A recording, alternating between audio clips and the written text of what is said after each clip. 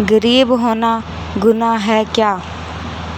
एक 5-6 साल का मासूम सा बच्चा अपनी छोटी बहन को लेकर गुरुद्वारे के एक तरफ कोने में बैठा हाथ जोड़कर भगवान से ना जाने क्या मांग रहा था और मन ही मन सोच रहा था कि गरीब होना गुनाह है क्या? कपड़ों में मैल लगा हुआ था मगर निहायत साफ। उसके नन्हे से गाल आंसुओं से भीग चुके थे।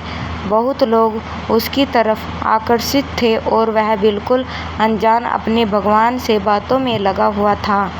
जैसे ही वह उठा, एक अजनबी ने बढ़ के उसका नन्हा सा हाथ पकड़ा और पूछा, क्या मांगा भगवान से? उसने कहा, मेरे पापा मर गए हैं, उसके लिए स्वर्ग मांगा। मेरी माँ रोती रहती है, उसके लिए सब्र मांगा।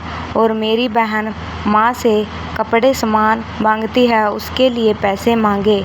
तुम स्कूल जाते हो? अजनबी का सवाल स्वाभाविक सा सवाल था। हाँ, जाता हूँ, उसने कहा। किस क्लास में पढ़ते हो? अजनबी ने पूछा। नहीं अंकल, पढ़ने नहीं जाता। माँ चने बना देती है, वह स्कूल के बच्चों को बेचता हूँ।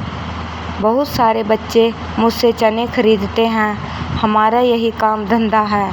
बच्चे का एक एक शब्द मेरी रूह में उतर रहा था। तुम्हारा कोई रिश्तेदार? ना चाहते हुए भी अजनबी बच्चे से पूछ बैठा। पता नहीं, माँ कहती है गरीब का कोई रिश्तेदार नहीं होता। माँ झूठ नहीं बोलती, पर अंकल मुझे लगता है मेरी माँ कभी कभी झूठ बोलती है। जब हम खाना खाते हैं, हमें देखती रहती है। जब कहता हूँ माँ तुम भी खाओ, तो कहती है मैंने खा लिया था। उस समय लगता है झूठ बोलती है। बेटा, अगर तुम्हारे घर का कर्ज मिल जाए तो पढ़ाई करोगे? बिल्कुल नहीं। क्यों? पढ़ाई करने वाले गरीबों से नफरत करते हैं अंकल। हमें किसी पढ़े हुए ने कभी नहीं पूछा, पास से गुजर जाते हैं। अजनबी हैरान भी था और शर्मिंदा भी। फिर उसने कहा, हर दिन इस गुरुद्वारे में आता हूँ, कभी किसी ने नहीं पूछा।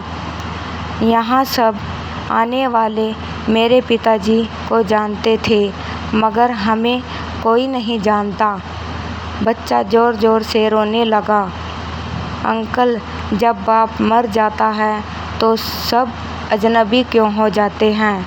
उसके पास इसका कोई जवाब नहीं था, क्योंकि मुझे उस समय तक यह एहसास कराने वाला वह छोटा सा बालक था जिसने मुझे अंदर तक झकझोर दिया था।